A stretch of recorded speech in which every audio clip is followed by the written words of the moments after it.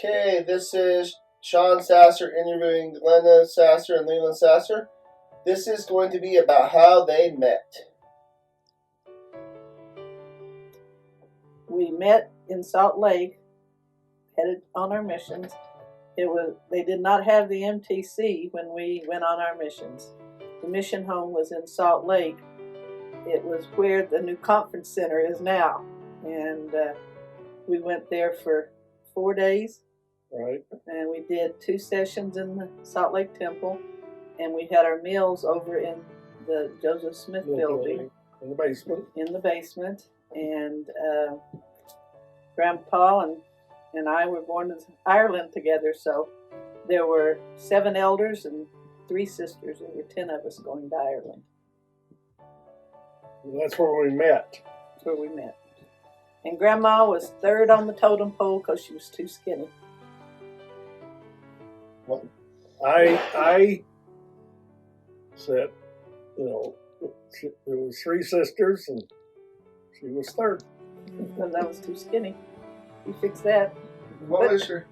Anyway, so we had these 3 lady missionaries at the airport with these 7 elders all telling their girlfriends goodbye. And we figured that if any girlfriend waited, it would be Elder Sasser's girlfriend. What were your first impressions of each other? We didn't work together until, because he was up north, and I served my whole mission on the south side of the River Liffey, and he didn't come down till September, and I went home in May. And the last 2.5 months, when we went over, I was in a sister district. We had 2 sister districts, and they all started going home. We got down to 1, and then we got down there was 2 sisters left.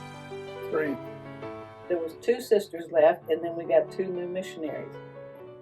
And Elder Sasser became my district leader. And just before she went home, she was released in May, and the last interview I had as her district leader, she made the statement, "Elder Sasser, I love you." Yep, I did. I did not mean it romantically, but I did. And that's the way he took it. That's the way I took it. And we went to church Sunday because Mama and Sheila came over. We went to church Sunday, and some of the missionaries in my district came out and said, "Elder Sasser got his pack-in letter." Well, that pack-in letter is a Dear John. And I thought, oh, poor Elder Sasser. And when I saw him, he wasn't too unhappy, so I figured he was all right. And it wasn't really, a Dear John. It was a pack-in letter. She was saying, she was dating other people and that sort of stuff.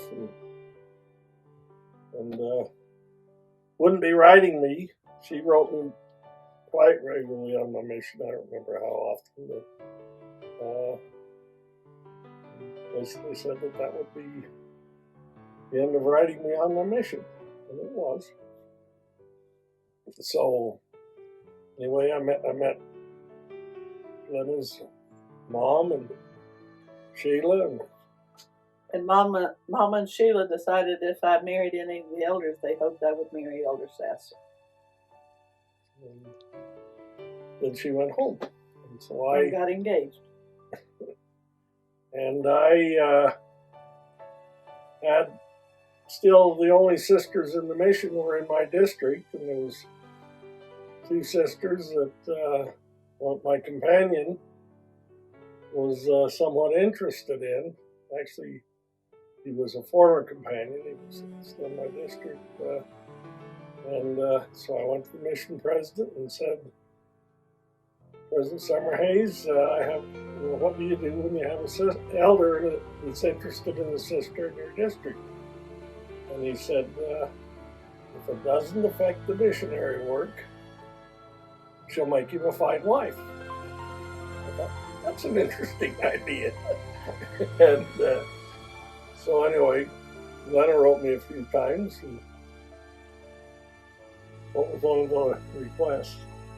I asked him to go buy me 2 clouter rings. They're Irish engagement ring. One way it means you're engaged, the other way it's a wedding ring. So he thought he was buying my wedding rings, but a friend asked for them. He didn't. He didn't know about that. But he said coming home. He thought he was coming home. I don't know what he was thinking, because I guess he thought I was going to get married civilly, because in civil ceremonies... You wrote in one of your letters or something about you were engaged. Right? Yeah, I wrote and told him I was engaged. And in civil ceremonies, it says, anybody objects, speak now or hold your peace. And he was going to write a speech to stand and object. I've never heard the speech. But he called on Thanksgiving Day, and I heard my mother say, Elder Sasser, how are you and where are you? So he came by Kentucky, him, his mom, dad, and his aunt, and Sheila and I took him up, and I'm not sure where we took him. Took him up in the mountains. And we went to, not Natural Bridge, what's the other one? Sky Bridge. And he went home. But you can tell him about your dad in this picture. Well, when we arrived in New York, and I got off, my parents picked me up in New York, and we went to Washington, D.C. to see the temple, and then down to visit where my dad served his mission. And on the way down to North Carolina, and that's also where my family is from, my dad says, is there any place you want to stop on your way home? And I said, well, maybe Kentucky. And my dad says, I thought so. And so when we got to North Carolina and stayed with the Stuckeys, Byron and Edna Stuckey, which were my dad's aunt and uncle in North Carolina, my dad said, you want to give her a call? So we were there for 3 or 4 days, and we called. Anyway, made arrangements to stop and visit her. And on the way, we were going, my dad said, is there any place you want to stop on the way home? We're going to North Carolina and then Tennessee, because Lyle Sasser was bishop in Oak Ridge, Tennessee. And that's where we went to church that week. And so we went to Tennessee and then on up to Kentucky and stopped. It was probably Tuesday or Wednesday of that week. After and spent the night and went up to,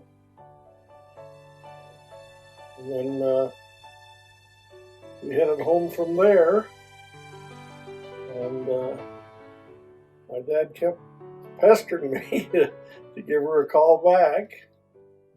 And so I called her back and made arrangements to go and visit over Christmas holidays, actually after Christmas, and between there and New Year's Eve.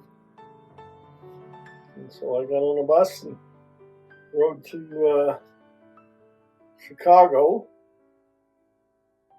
and my ticket had me going through Louisville, and ended up arriving in Louisville kind of late in the evening.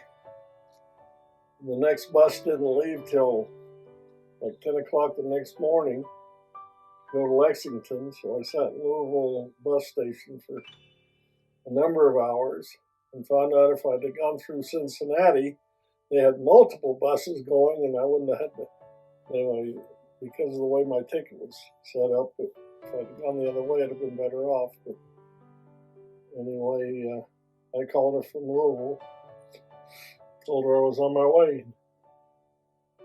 She met me at the bus station,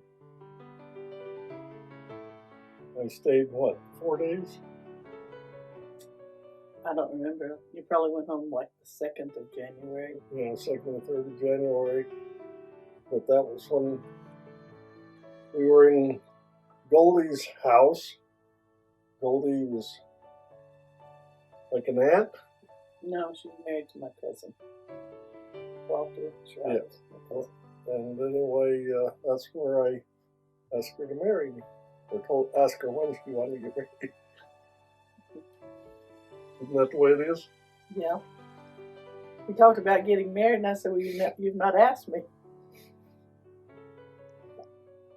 You going to tell them about your dad in the picture? Oh, yeah. When my dad and Mom and Kay, my girlfriend, and I don't remember, I guess most of my family came to the airport to see me off after we'd been in the mission home for several days. My dad actually climbed the stairs and got in the airplane. But anyway, he took a picture of the 10 missionaries going out and took it home and put it on the piano. And the only person he told was my mother. But he says, I hope he meets that girl. And that was at the start of my mission. And during our wedding reception in Pingree, he let us know that he picked her out and decided that that's who he wanted me to marry. And that's when we found out that both her mom and my father had kind of hoped we married each other before we knew it, before we.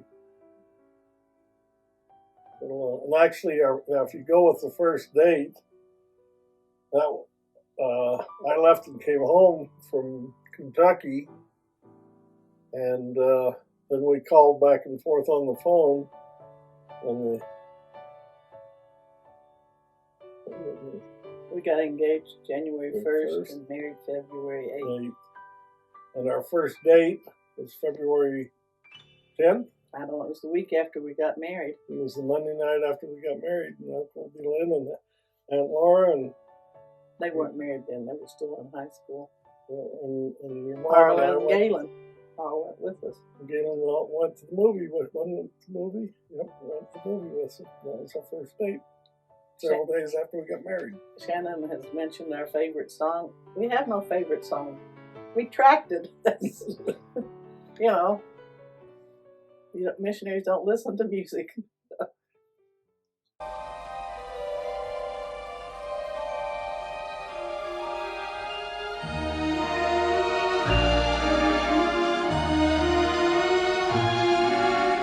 Is this the little girl I carried?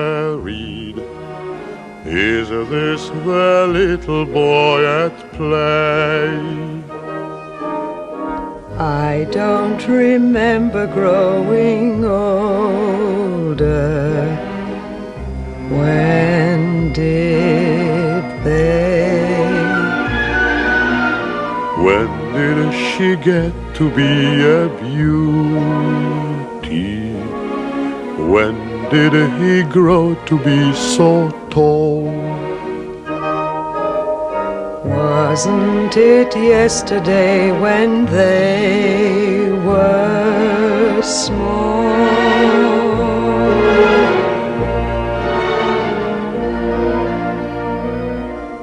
Sunrise, sunset, sunrise, sunset, swiftly flow the days. Sailing strand overland to sunflowers, blossoming even as we gaze. Sunrise, sunset, sunrise, sunset, swiftly fly the years.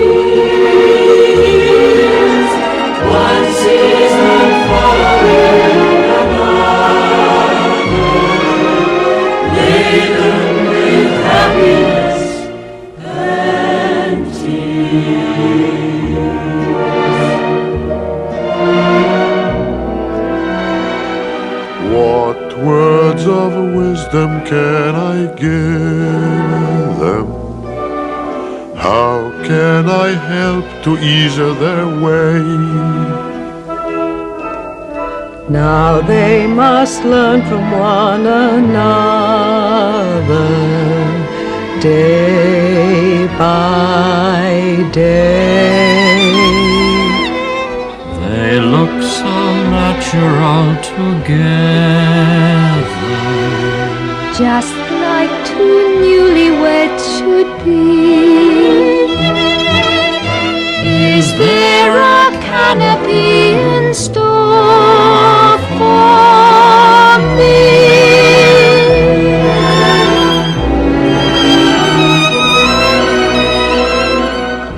Sunrise, sunset, sunrise, sunset, swiftly fly the years.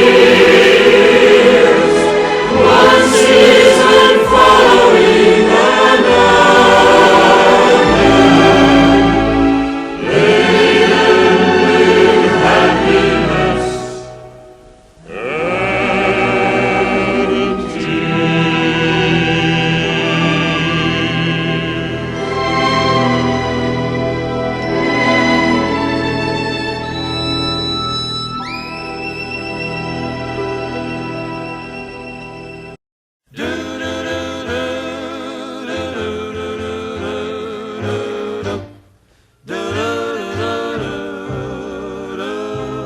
heart and soul, I fell in love with you, heart and soul, the way a fool would do madly, because you held me tight and stole a kiss in the night, heart and soul.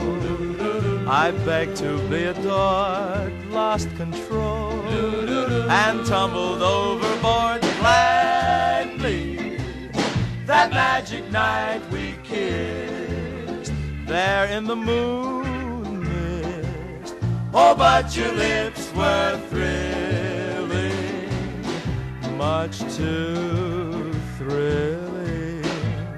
Never before were mine so strangely willing.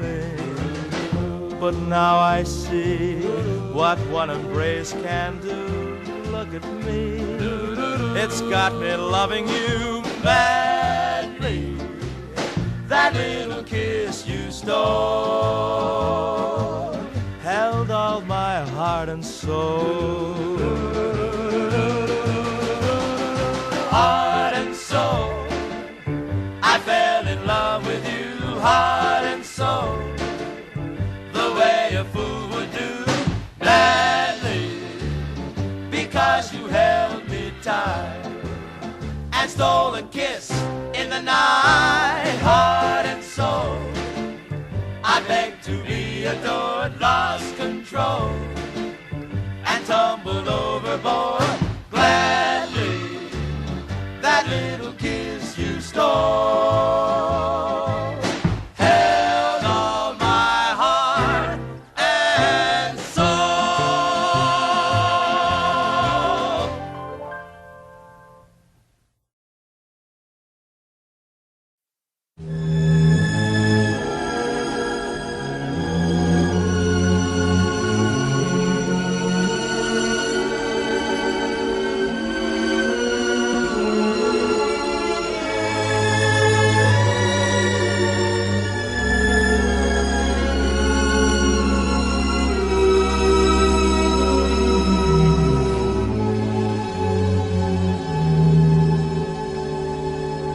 When I fall in love, it will be forever, or I'll never fall in love. In a restless world like this is, love is ended before it's begun, and too many moonlight kisses seem to cool in the warmth of the sun. When I give my heart, it will be completely, or I'll never give my heart. And the moment I can feel that you feel that way too is when I fall in love with you.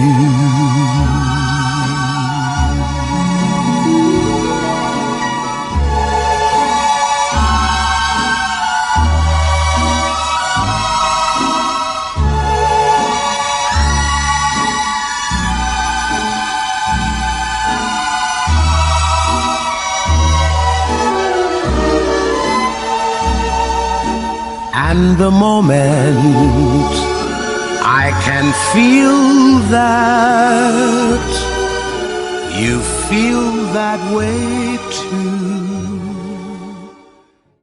What about your anything interesting about your wedding reception or your wedding?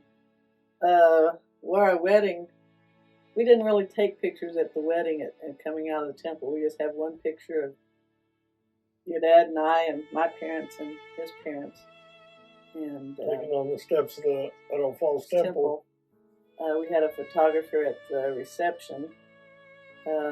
My cousins that lived by Idaho Falls, they came down to the reception. They were at the wedding too, I think. Yes.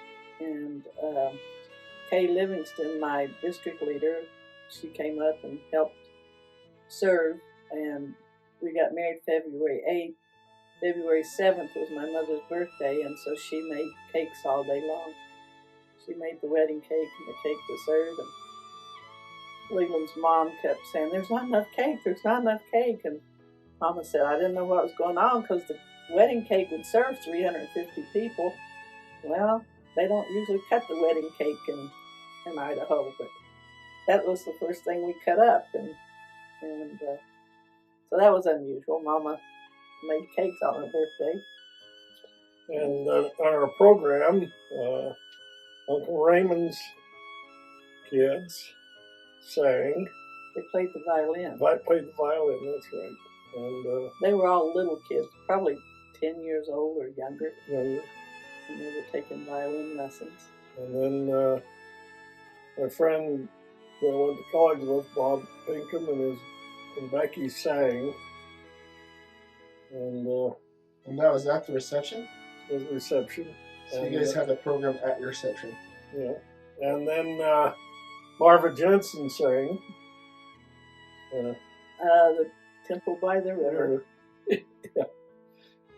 And I don't know, that was probably about it. That was probably about oh, your dad and my dad talked.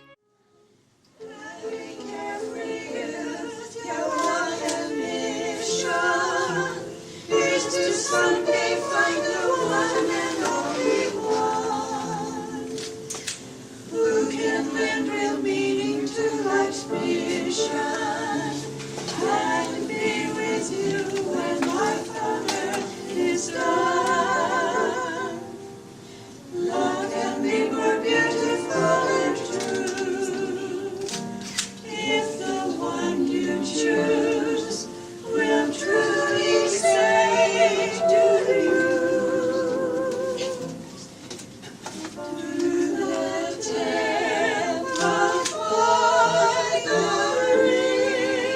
river, that peaceful holy shrine.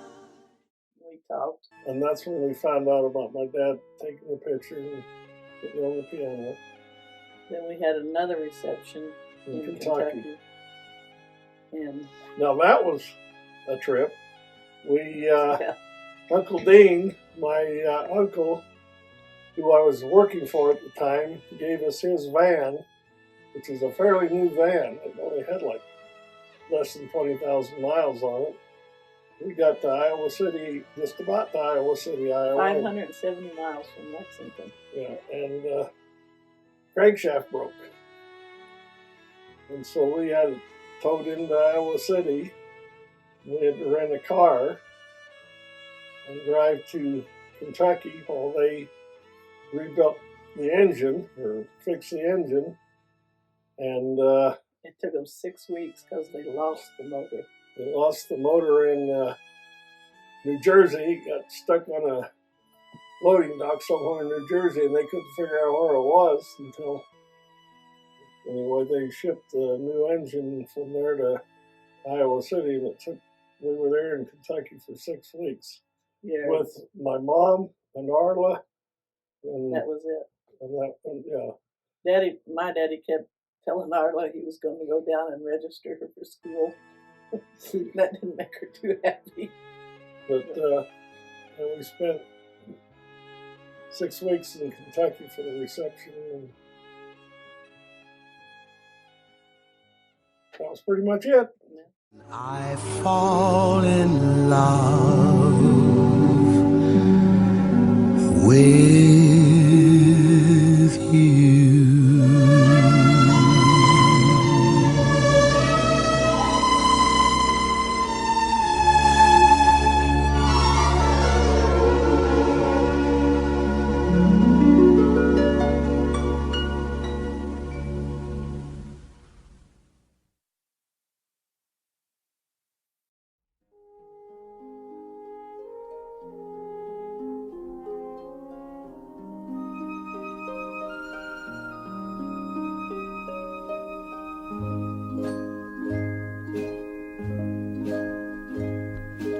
Oh, my love, my darling, I've hungered for your touch a long, lonely time. Time goes by so slowly, and time can do so much. Are you still mine? I need your love. I need your love. Godspeed your love to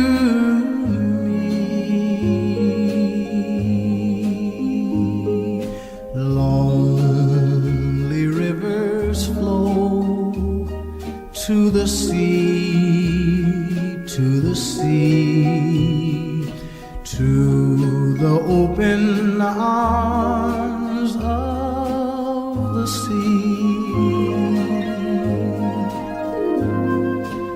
Lonely river sigh, wait for me, wait for me. I'll be coming home, wait for me. Oh, my love, my darling, I've hungered for your touch a long, lonely time.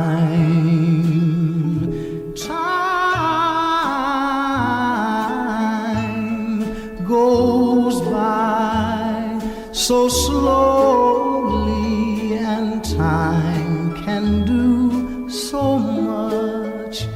Are you still mine? I need your love. I need your love. Godspeed your love to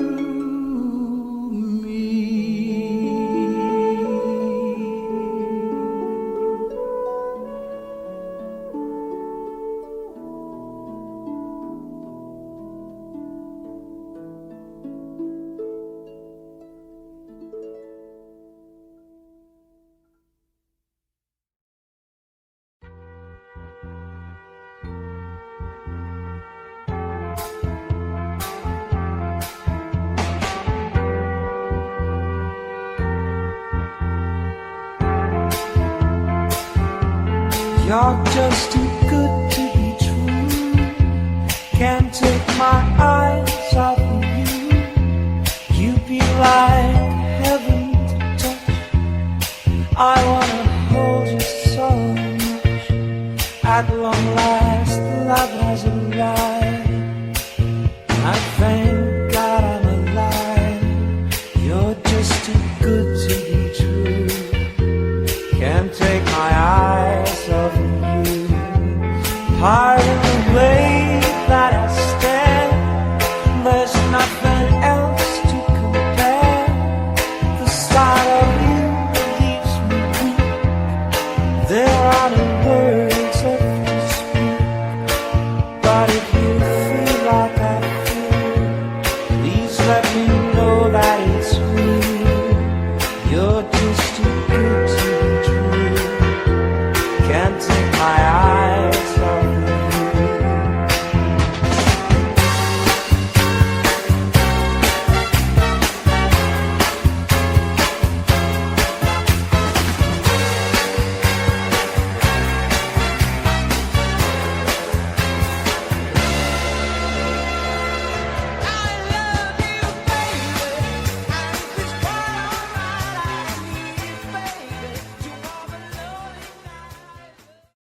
Well, we bought a trailer. We lived across the street from his grandparents. In my great-grandparents' house, they lived in Riverside, and after Grandpa and Grandma got married, I don't know what happened, but their house, my great-grandparents' house, burnt down in Riverside.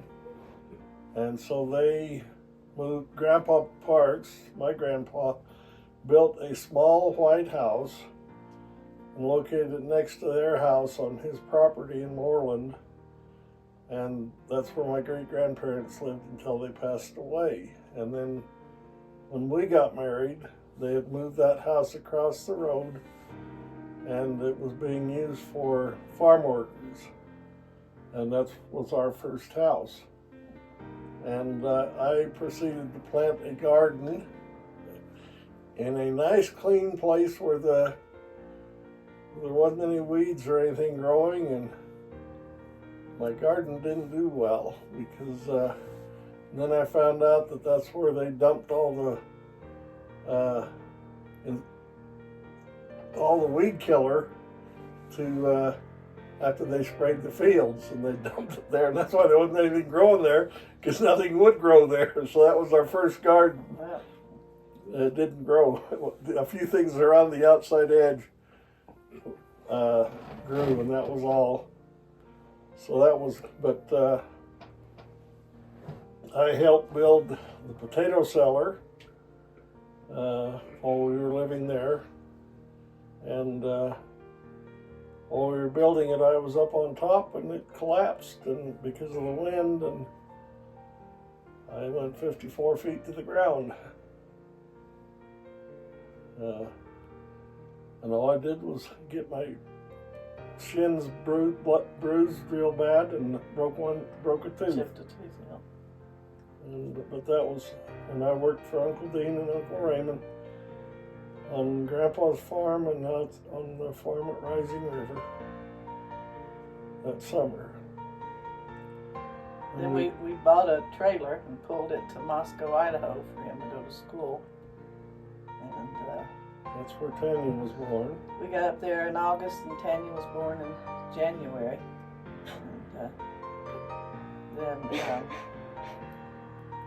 the doctor, she was supposed to come the 21st of January, and he said I was not going to be early.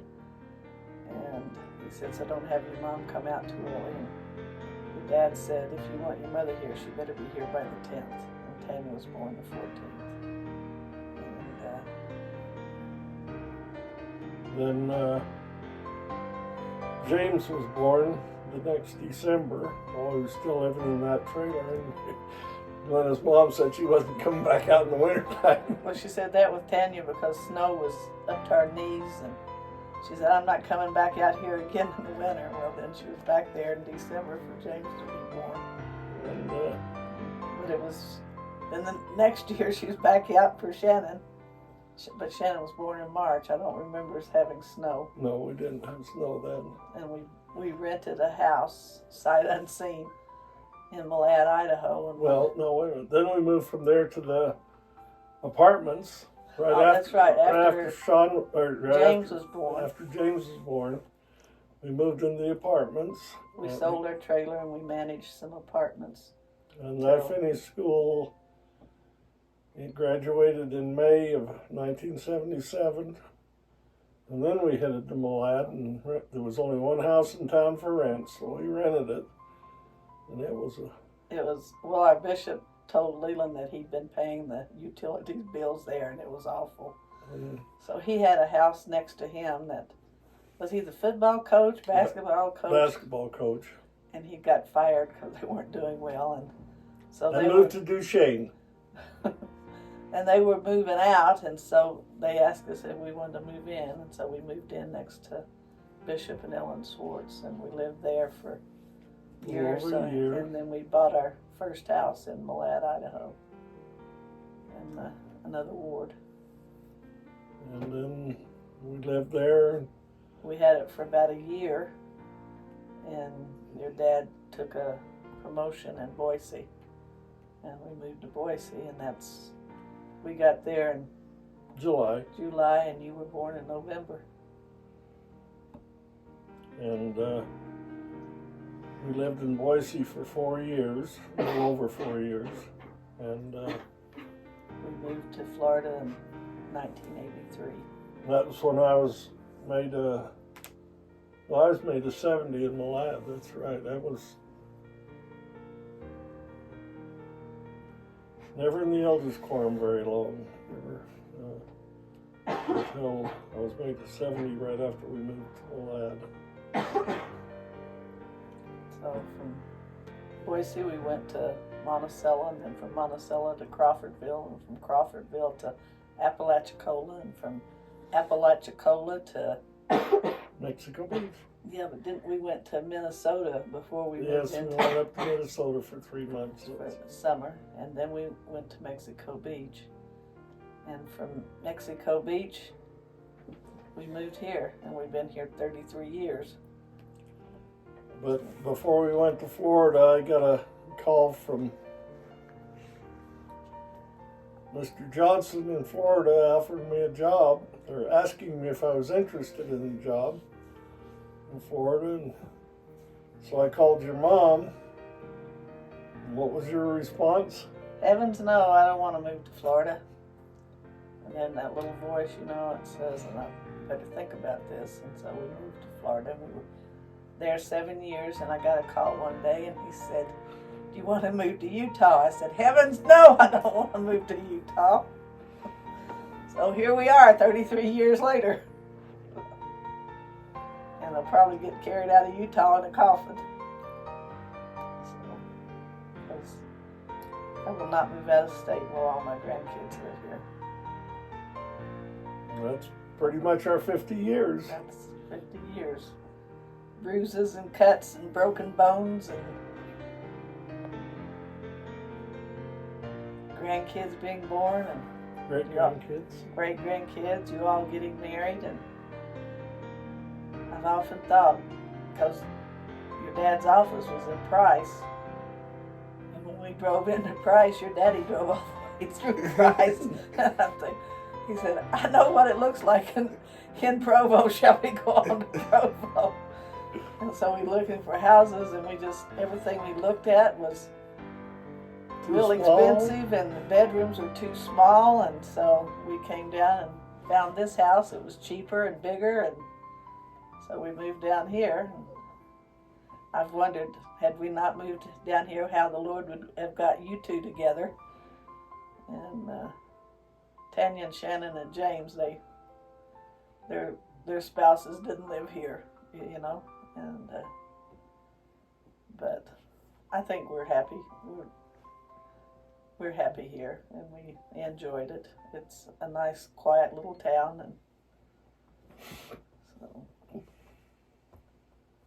But that's what we've done. We've served 3 missions together, 2 as a couple, and we've worked at the Manti Temple for about 13 years, and we've been called and set apart as ordinance workers, and when it opens up again, we'll go back and be baptistry coordinators.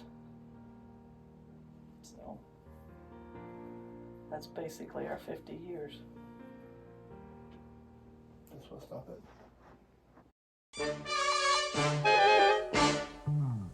It's a world of laughter, a world of tears. It's a world of hopes and a world of peace. There's so much that we share that it's time we're aware.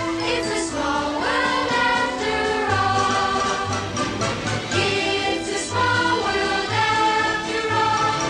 It's a small world after all.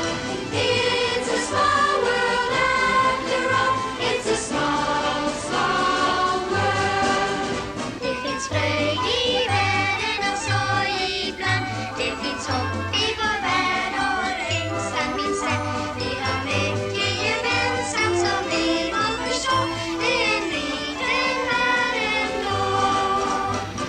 Det är en liten värld ändå. Det är en liten värld ändå. Det är en liten värld ändå. Det är en liten värld. En el mundo hay risas y dolor, esperanza, fe y también temor. Mucho hay en verdad que poder compartir entre la humanidad. Muy pequeño el mundo es, muy pequeño el mundo es. Debe haber más hermandad, muy pequeño es. It's a world of laughter, a world of tears. It's a world of hopes and a world of peace. There's so much that we share that it's time we're aware. It's a small world after all. It's a small world after all. It's a small world after all. It's a small world after all. It's a small, small world. It's a world of laughter, a world of tears. It's a world of hopes and a world of peace. There's so much that we share that it's time we're aware. It's a small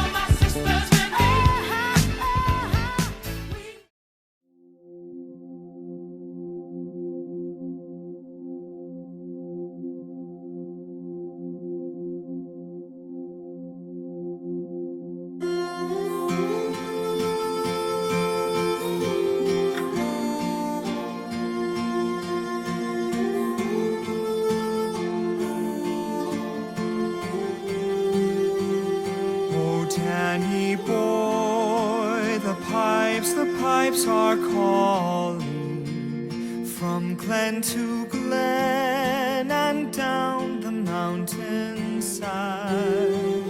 The summer's gone and all the roses falling. It's you must go and I must bide. And take ye with my memory ever smiling, untrodden path I'll tarry by your side. And though you leave behind a silver lining, it's you must go and I must bide.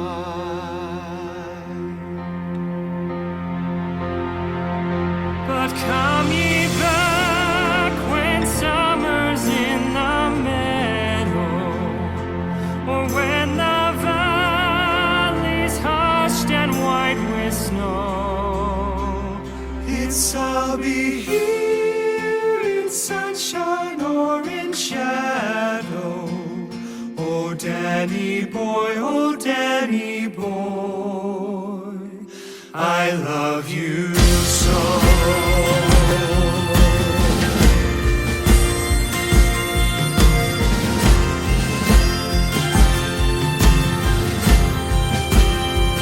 But when